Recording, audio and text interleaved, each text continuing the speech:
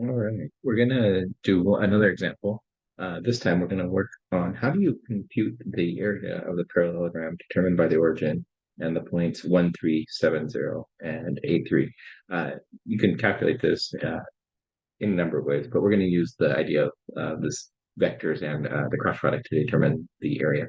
We're going to do that kind of through what feels like a lot of steps, but several of them are just to get orientation and actual, not computationally complicated. So the first one is to draw a picture and then use the magnitude uh, of the cross product to determine what the area is. So that's the overarching thing.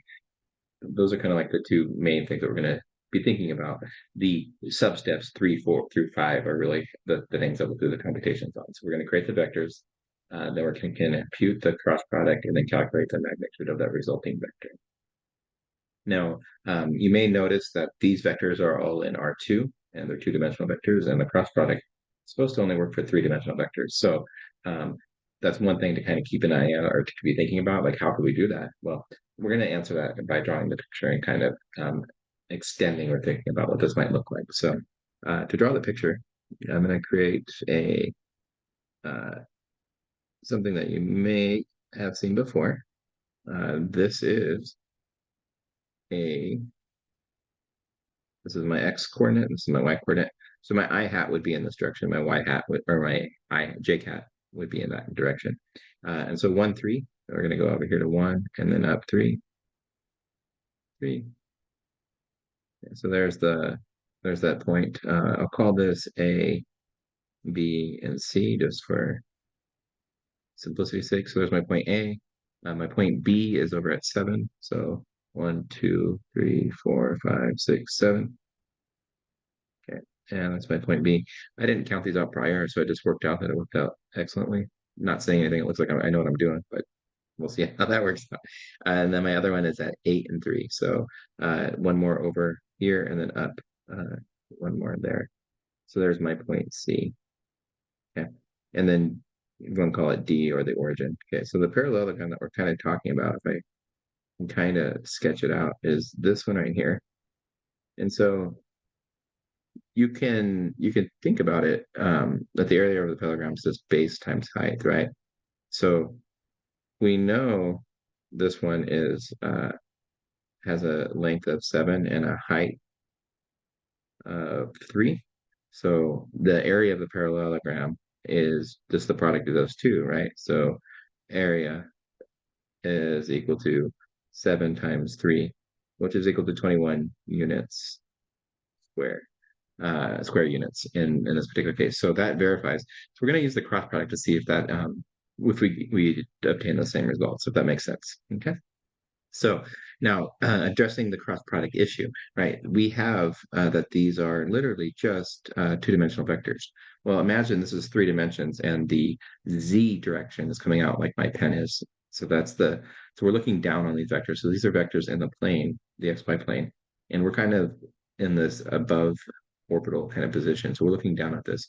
So since these are in the plane, this is the location when z is equal to 0. So we can just add a third dimension by adding 0 to each of these coordinates. Okay. So we need to construct the two vectors. And so we're going to construct the vector d to a in my notation, and then also the vector d to b. Okay, so we're gonna look at this, and then the cross product of these two is gonna the cross product of dB into dA is going to sweep out this area, and that's going to give us then the area of the parallelogram that we're looking for in its magnitude. Okay, so dA, the origin here, is pretty easy to calculate this because this vector is going to equal just the components of literally the side here. So 1, 3. But because we're looking in 3 dimensions, we're going to add on that extra 0. And then dB is going to be very similar. In fact, it's going to be equal to 7 and 0 and 0 again because it's just the component along that direction we're subtracting, but since we're subtracting from 0, it's literally just the coordinate vector for that particular point. Okay, all right, so then computing the cross product with these two, so we're going to cross dA with dB equals I hat, j hat, and k hat. And then we have for dB, we have 1, 3, 0. And we have 7, 0, 0. So the good news is with all the zeros in here, the cross product is going to be hopefully pretty straightforward. Okay, so we have I hat, and again, crossing off this row and this column. If you can see that, there's the submatrix. So 3, 0, 0. Well, if you look, 3 times 0, 0 times 0, this is going to give us 0. So we already can tell that there's not going to be any component in that direction.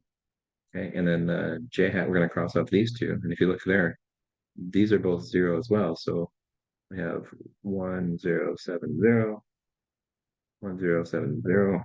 Okay, so that's going to definitely give us the value of 0. So while we're writing out everything, you can see that this actually simplifies pretty quickly. Okay, and then in the k hat direction, we're going to cross off that row, or sorry, that column and that row. So we have 1, 3, 7, 0, 1, 3, 7, 0. Okay. And I can see, I bet you can kind of start to see. So as we said, this is 3 times 0 and then 0 times 3. So this is 0. This is 0, 1 times 0, 7 times 0. So both of those components are gone, and we're just left with 1 times 0 minus. So the only result of this is then a, it looks like a negative 21 in the k hat direction. Okay, so remember this is the vector, so that just tells us the direction, okay, of our normal to this plane is in the negative, so it's actually pointing down in a negative 21 direction. So now to compute the magnitude, so I'm going to call this the normal vector, so I don't have to write this whole thing again. Okay, so the normal vector is equal to this, and now the magnitude is the square root of the vector, or of a vector with itself. Okay. So this again looks like it's really complicated, but it's really it's going to be pretty straightforward here. So we have, I'm just showing everything out in all its glory detail. Negative 21 dotted with 0, 0, and negative 21. And following the rules of dot product, 0 times 0 is 0 plus 0 times 0 is 0 squared technically. And then negative 21 times negative 21 is 21 squared. And the negatives cancel. Now, the nice thing is that these are just zeros. So this is just the square root of 21 squared, which is just going to give us, of course, then 21. And again, this is supposed to be the area. This is units squared, okay, which is what we saw up here. And so you may be wondering, like, well, why would I go through all this work? This is really complicated.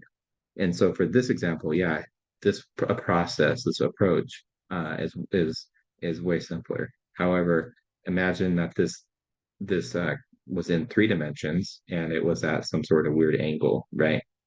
So this one happens to be perpendicular and parallel to the coordinate axes, um, parallel to the x-axis and perpendicular to the z-axis. So it's a very easy one to calculate. However, uh, whenever they're at non-perpendicular angles or parallel angles to coordinate axes, it gets much more difficult. So this area of the parallelogram problem becomes much simpler when you recognize that the magnitude of the dot product, sorry, the magnitude of the dot product, the magnitude of the cross product is the area.